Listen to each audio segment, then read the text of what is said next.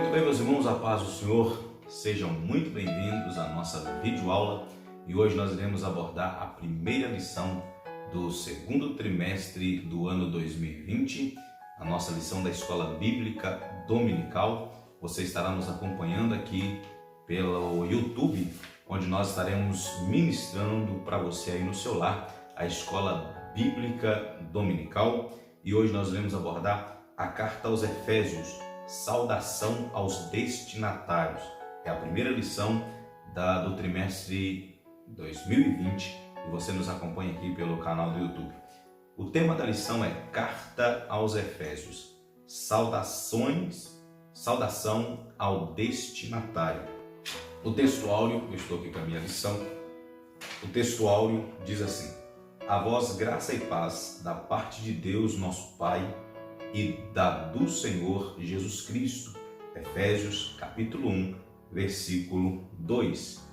A Epístola aos Efésios revela o propósito eterno de Deus para a Igreja de Cristo.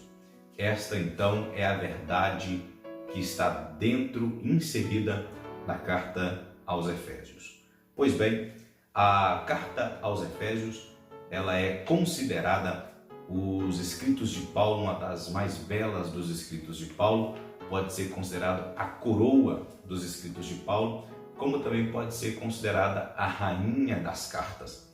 Sem dúvida alguma, a carta aos Efésios é uma carta brilhante, é uma carta fantástica, onde está revelada, através da carta aos Efésios, está revelada o propósito de Deus para a igreja. Está revelada na carta aos Efésios. Na carta aos Efésios, nós podemos observar algumas abordagens doutrinárias do apóstolo Paulo, fator esse marcante nas epístolas paulinas. Sempre ele traz um conceito ou uma correção doutrinária como uma aplicação doutrinária. Isso é marcante nas epístolas que escreve o apóstolo Paulo, que é o autor da carta. E nós vamos tratar agora da autoria e data dessa carta. A autoria, ela é de Paulo. Paulo, apóstolo de Jesus Cristo, como ele mesmo sauda no início da carta. Logo no capítulo 1 e no versículo 1, onde ele traz a saudação e ele se intitula apóstolo de Jesus Cristo. É interessante também entender que Paulo, lá no livro de Atos, ele é conhecido como Saulo. Saulo é o nome de Paulo. Paulo é uma variante do nome Saulo. Interessante isso, porque Saulo é um nome hebraico, Paulo é um nome romano. Então, na verdade, é o mesmo nome em duas línguas. É como a gente vê Sebastião na língua portuguesa e Sebastian na língua inglesa. Então, é apenas uma diferença de pronúncia dependendo da região em que ocupa. Então não tem aquele ensinamento de que Deus mudou o nome de Saulo para Paulo. Não, Saulo e Paulo é o mesmo nome, só muda por causa da região e da pronúncia. Pois bem, a carta tem a assinatura apostólica de Paulo.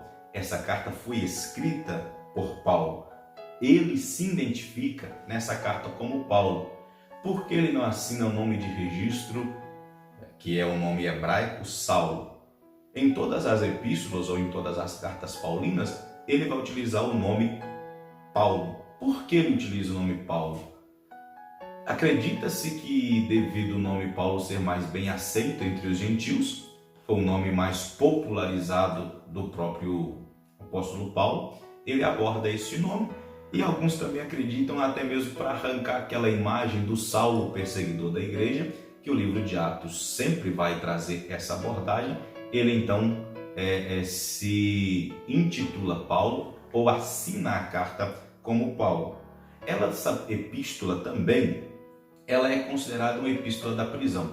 Por que ela é considerada uma epístola da prisão? Porque Paulo escreveu ela estando preso. É interessante que nas diversas vezes que Paulo escreve, a maioria delas Paulo vai estar preso. Paulo vai estar aprisionado em algum local. Pois bem, se a gente for observar a linha do tempo, vamos perceber que Paulo ele fica durante 2 anos em Éfeso, depois ele volta, fica mais 3 anos, onde ele vai deixar Timóteo pastoreando a igreja. Inclusive Éfeso é a igreja que Paulo fica por mais tempo, a cidade de Éfeso é a cidade que Paulo fica por mais tempo. Quando ele sai de Éfeso, ele se torna um prisioneiro. Quando ele se torna um prisioneiro, ele escreve uma carta endereçada à igreja de Éfeso, mas que, na verdade, quem toma posse dessa carta e faz a leitura dela para a igreja de Éfeso é o próprio Timóteo, que ele escreve também outras 2 epístolas, que é a 1ª e 2ª Timóteo. Então, a epístola de Paulo é considerada a epístola da prisão. Paulo se considera embaixador em cadeias, aqui nessa carta, no capítulo 6, no versículo 20. É interessante também que a gente entenda que a epístola da prisão não é só Efésios. Temos também Filipenses, Colossenses e Filemon, que também são cartas que foram escritas em prisão. Filipenses acredita que foi escrita numa das últimas prisões do apóstolo Paulo, ou a última prisão. Como podem ver, Filemon é Paulo escrevendo da prisão, orientando a Filemon a receber Onésimo, um prisioneiro que Paulo ganhou para Jesus.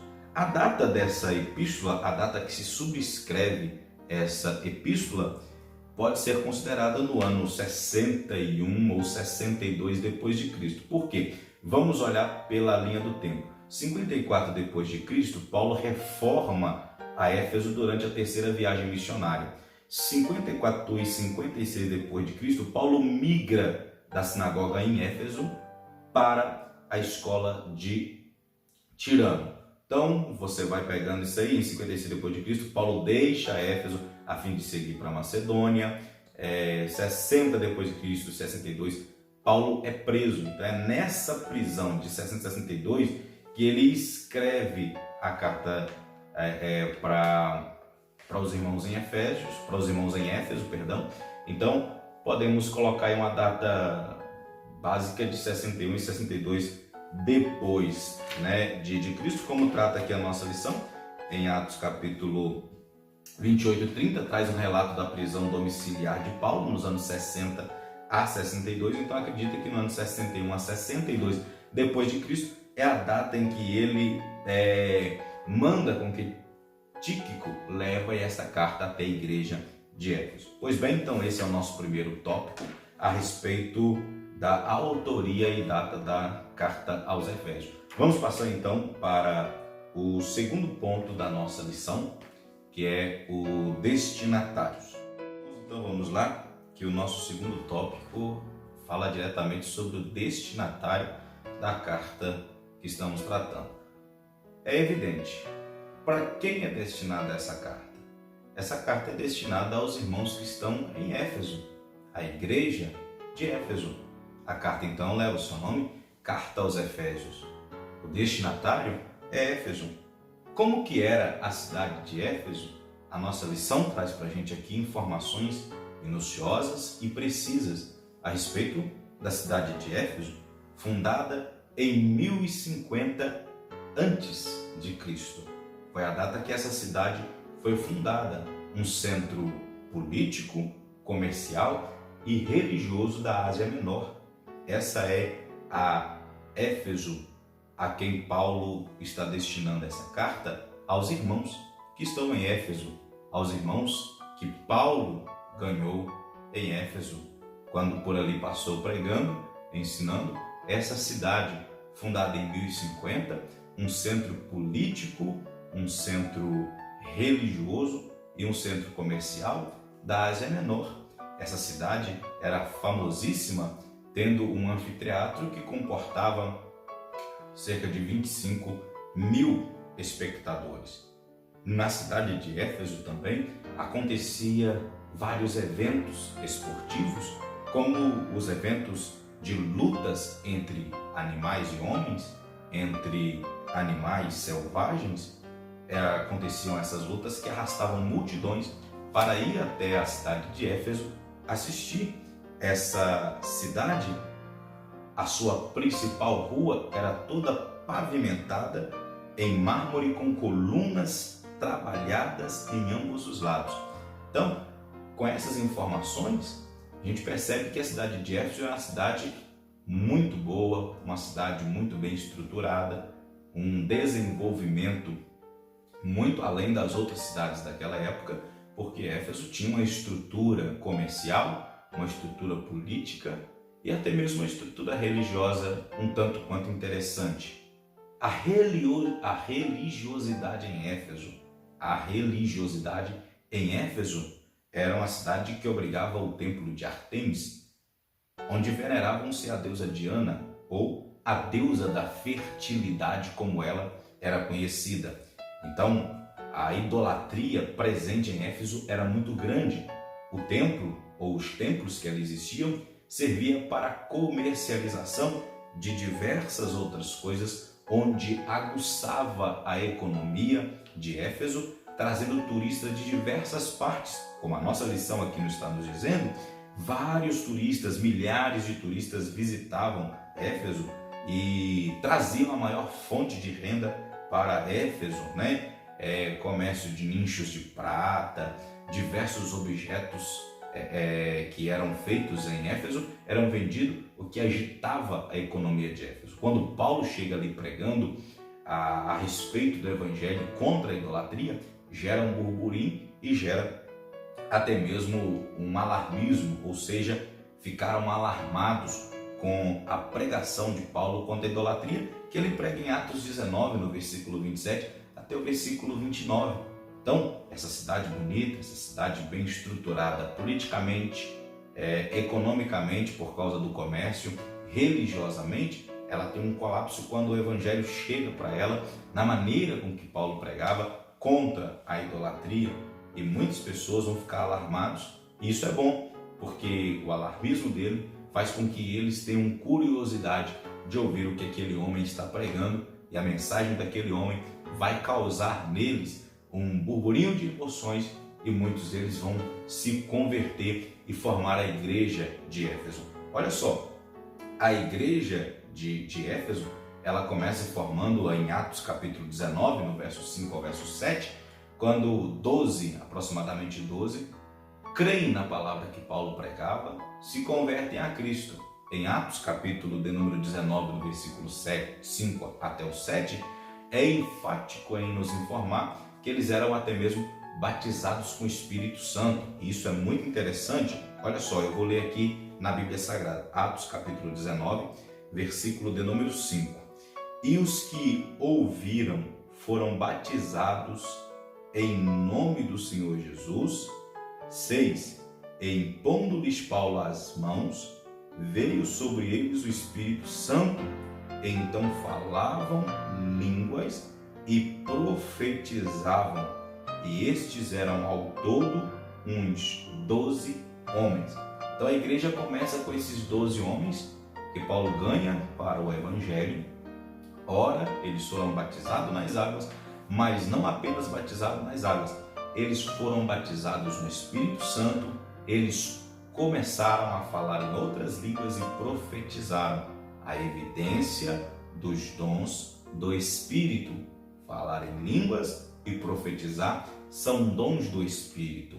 Então, aqui é um ponto muito interessante para nós pentecostais. A igreja de Éfeso, ela começou com 12 homens que foram cheios do Espírito e batizados no Espírito Santo, porque eles falavam em outras línguas, a evidência do batismo no Espírito Santo, e eles profetizavam. Que coisa maravilhosa, que coisa boa de aprender com a igreja de Éfeso, na sua história, na formação da igreja de Éfeso. Em Éfeso, Deus usou Paulo poderosamente. A igreja crescia. Está aqui na nossa lição, a igreja crescia, pois até os lenços e aventais do apóstolo foram usados para curar os enfermos e expulsar demônios. Grandes líderes da igreja também passaram por Éfeso. Olha que coisa bem interessante que aconteceu logo na formação da igreja de Éfeso. Muitas pessoas criam e eram curadas através até mesmo dos lenços e aventais. Quando Paulo estava preso, como essa é uma carta da prisão, alguns momentos Paulo está preso e não tem ninguém para pastorear a igreja de Éfeso. Algumas vezes envia-se lenços, envia-se aventais e as pessoas são curadas por causa da unção que havia em Éfeso, do poder que havia do Evangelho e do quanto eles criam no poder de Jesus para curar. É interessante que isso é depois de Jesus ter morrido, sido crucificado e morrido, e também sido sepultado, ressurreto e ser aceso ao céu. Isso desmonta a tese dos cessacionistas que dizem que cessou, não há mais cura divina. Em Atos dos Apóstolos, logo na fundação da igreja de Éfeso, já se vê os dons espirituais de cura e Deus fazendo maravilhas através deles, e Ele continua fazendo essas maravilhas no nosso meio. Paulo, então, ele fez esse trabalho minucioso, e não apenas ele, como depois de Paulo, passa alguns líderes muito importantes na igreja de Éfeso. Vamos ver qual eram eles? Olha só, passou pela igreja de Éfeso Apolo, ali ele recebeu os cuidados e foi orientado pelos irmãos, pelo casal de irmãos Priscila e Áquila. Ele também envia para ali, Paulo envia para ali Timóteo. Então nós já temos aí alguns nomes interessantes, como o próprio Apolo, que é um nome bem interessante, o nome de Priscila e Áquila, que aparece muito no livro de Atos dos Apóstolos, muito ajudou na obra do Senhor, como também aparece o nome de Timóteo, que é o ícone da igreja de Éfeso, posterior a Paulo. Timóteo é o nome que mais aparece na igreja de Éfeso, não é verdade? Segundo também Irineu, um grande bispo grego do primeiro século, João também liderou essa igreja. Então são esses que esteve ali, esses líderes religiosos, esses pastores que passaram pela igreja de Éfeso. Éfeso teve excelentes pastores, Paulo, Apolo, também Timóteo e agora o próprio João. Isso é uma informação muito interessante que nos acrescenta muito. Saudação, a saudação epistolar. Qual é a saudação que Paulo usa nesta epístola, Ele sauda aos santos e fiéis em Cristo Jesus. Ele sauda com a saudação rotineira, graça e paz, que está relacionada ao favor imerecido na cruz do Calvário. Então a saudação graça e paz é uma saudação que Paulo usa, Então a maioria dos intérpretes considera que a epístola era uma carta circular destinada aos cristãos de maioria gentílica das muitas igrejas da Ásia, provenientes de Éfeso, a metrópole mais importante daquela região. Então por isso ele usa essa linguagem, essa conversa e essa saudação que a gente percebe aqui, graça e paz. A saudação aos santos em Cristo Jesus e fiéis é a saudação do apóstolo Paulo. Pois bem, nós agora então vamos para o nosso terceiro ponto da nossa lição e já estaremos fazendo então aqui também a conclusão. Vamos lá ao terceiro ponto da nossa lição, e eu julgo ser o ponto mais importante, porque ele trata do propósito e da mensagem da carta aos Efésios. Isso nos atinge de maneira direta. Qual que é o propósito dessa carta? Por que Paulo escreveu essa carta? Qual o intuito dele escrever essa carta? Pois bem, o propósito que Paulo escreve essa carta para a igreja de Éfeso é interessante, porque diferente de outras cartas, não dá para identificar aparentemente uma abordagem de Paulo a nenhum problema doutrinário, como acontece em algumas outras cartas. Mas nessa carta, a abordagem de Paulo ela é mais abrangente em questões doutrinárias, até mesmo porque a igreja está recebendo novos convertidos, e esses novos convertidos, alguns deles vêm da cultura helênica. Eles vêm de um conhecimento helênico, e por causa desse conhecimento, alguns deles ainda têm algumas ênfases em mistérios e misticismo, coisas desse tipo, em que Paulo vai trazer uma abordagem a respeito desse tema, orientando aos novos convertidos a respeito de que Cristo está no centro, de que Cristo está no controle do universo inteiro, como diz no capítulo 1, no versículo 20, até o versículo 22, onde há ênfase a esse Senhor Cristo, Senhor Jesus Cristo, que está no controle do universo inteiro. Então ele está orientando de maneira doutrinária aos novos convertidos que vieram de uma cultura helênica, de uma doutrina dos helenistas, e ele está inserindo eles dentro do Evangelho e explicando para eles que Cristo está no centro do universo, no controle do universo. Também esta carta, o propósito dessa carta de Paulo, ele então vem trazer aos cristãos algumas informações concernente ao proceder cristão, né? Podemos perceber que uma ênfase do apóstolo Paulo é que alguns daqueles cristãos são marcados pelas bebedeiras, pela imoralidade, são marcados por esses pecados que cometiam outrora, e Paulo mostra para eles que uma vez salvos pela graça, eles deveriam adotar um novo estilo de vida em Cristo. Então, o propósito dessa carta é trazer os novos convertidos, os irmãos que estão vindo de costumes diferentes, de doutrinas diferentes, aprenderem sobre o cristianismo, aprenderem sobre a doutrina cristã e se adaptarem a este novo estilo de vida. Vieram de uma vida de crença em misticismo, de crença em outras fontes de espiritualidade que não é o Cristo, e Paulo está dizendo para eles: irmãos, Cristo está no controle do universo inteiro. Então ele está doutrinando os irmãos, como também doutrinando os irmãos que vêm de práticas imorais, bebedeiras, vida conjugal bagunçada, vou usar essa expressão. E Paulo está dizendo para eles: já que nós somos salvos pela graça, vocês foram salvos pela graça, é necessário uma mudança de comportamento na questão da moralidade, do caráter. Precisa haver uma mudança. Uma pessoa regenerada pela graça de Cristo, ele precisa entender que foi pela graça, mas custou o preço de sangue de Jesus Cristo.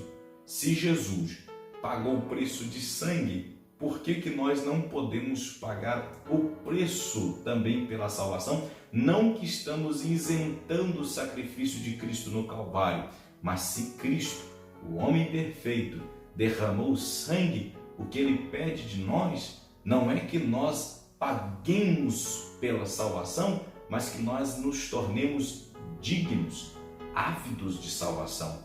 Como assim ser digno de salvação? Aproximando dele com inteira confiança de fé e confissão dos nossos pecados, falando para ele as nossas necessidades. Jesus foi quem ensinou, ele disse: se alguém quiser vir após mim, negue-se a si mesmo, tome a sua cruz e me siga. Então, servir a Cristo é negar a si mesmo quanto à bebedeira, quanto à imoralidade, quanto aos pecados relacionados ao caráter, quanto aos pecados relacionados ao misticismo, e se agregarem em Cristo, serem enxertados em Cristo, que Cristo está no centro do universo inteiro, e de que pela graça fomos salvos, de que o sangue de Jesus nos purificou de todo pecado, e uma vez purificados, nós reconhecemos que outrora fomos pecadores, mas deixamos a prática do pecado. Esse é o propósito de Paulo para os crentes novos convertidos que estão chegando, que estão se agregando à igreja. Então a carta aos Efésios é uma carta que aborda esse inserir o cristão no caminho do Evangelho de Jesus Cristo. Vamos então agora para a mensagem. Qual era a mensagem que o apóstolo Paulo pregava? Qual era a mensagem que ele deixa externar na carta aos Efésios? Que mensagem é essa que a carta aos Efésios nos passa e passou para os crentes de Éfeso quando receberam essa carta. A mensagem de Efésios, vou ler o que está escrito aqui na lição, a mensagem de Efésios gira em torno de duas temáticas: Jesus Cristo, a cabeça, a igreja, o corpo.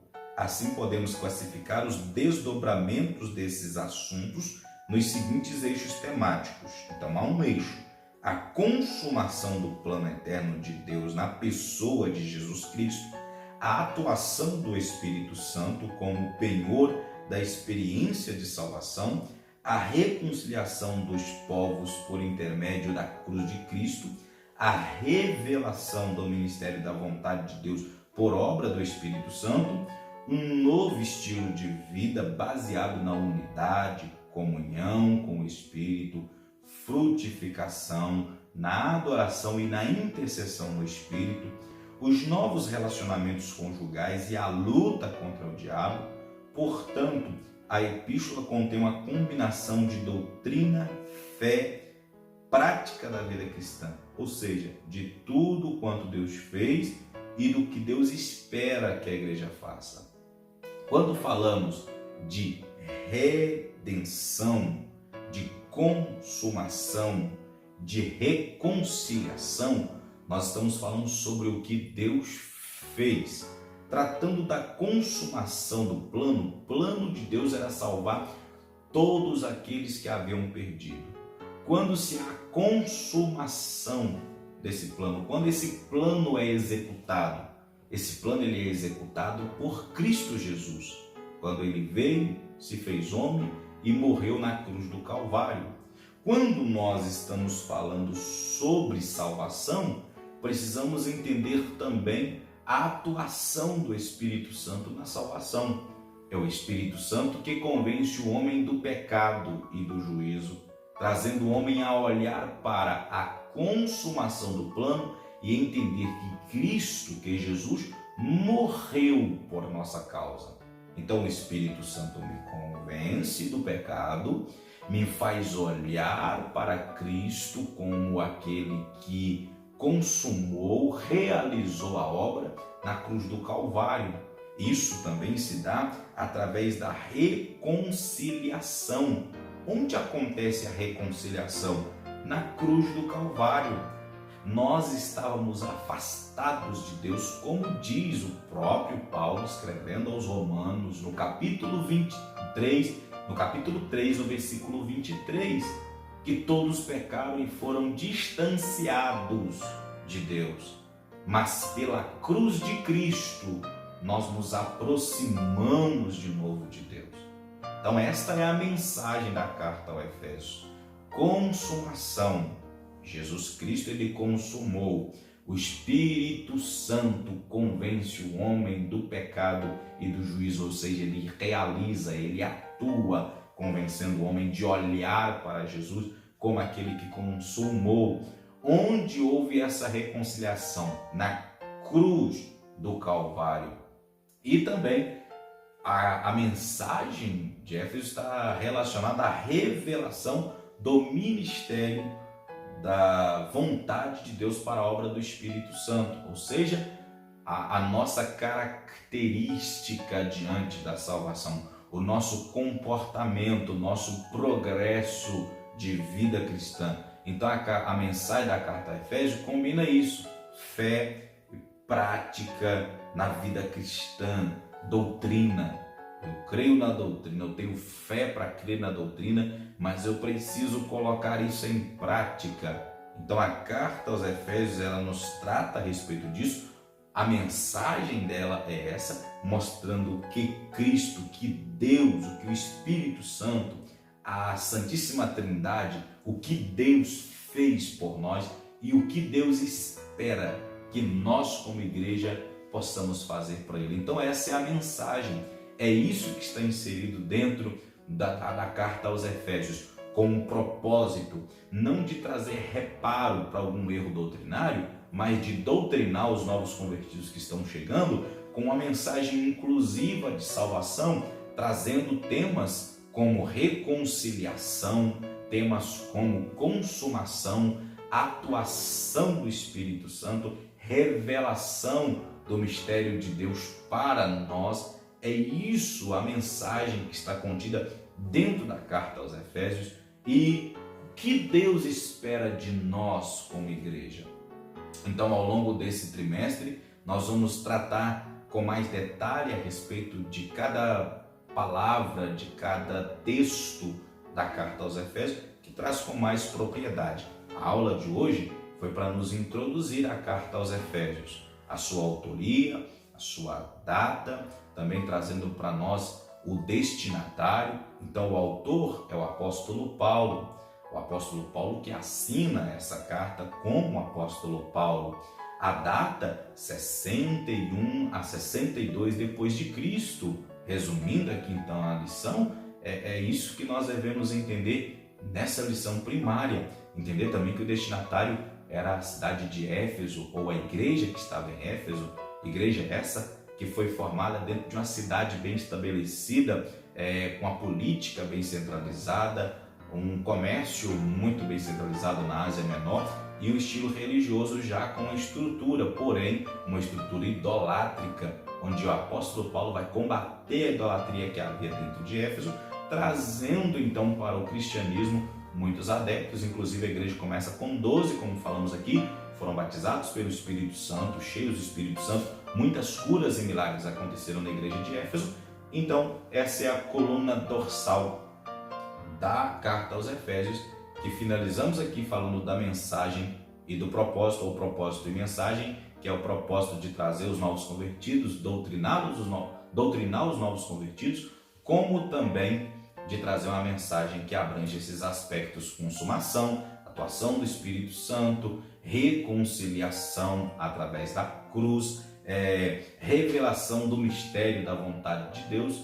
Então, traz também essa inclusão da igreja, que deve frutificar, ter comunhão, uma vida de louvor, de adoração, de intercessão. Então é isso que a Cristo nos trata e nós chegamos ao final dessa videoaula. Espero que eu tenha conseguido trazer algumas informações precisas para os irmãos, e fique atento, porque já daqui a alguns dias estaremos postando a aula de número 2, estamos com algum atraso, mas chegamos aí com a lição de número 1 e na próxima aula a lição de número 2 para vocês, e eu espero que tenha atingido vocês de alguma forma. Que Deus os abençoe. Eu quero orar pela vida de vocês para assim finalizarmos a nossa aula.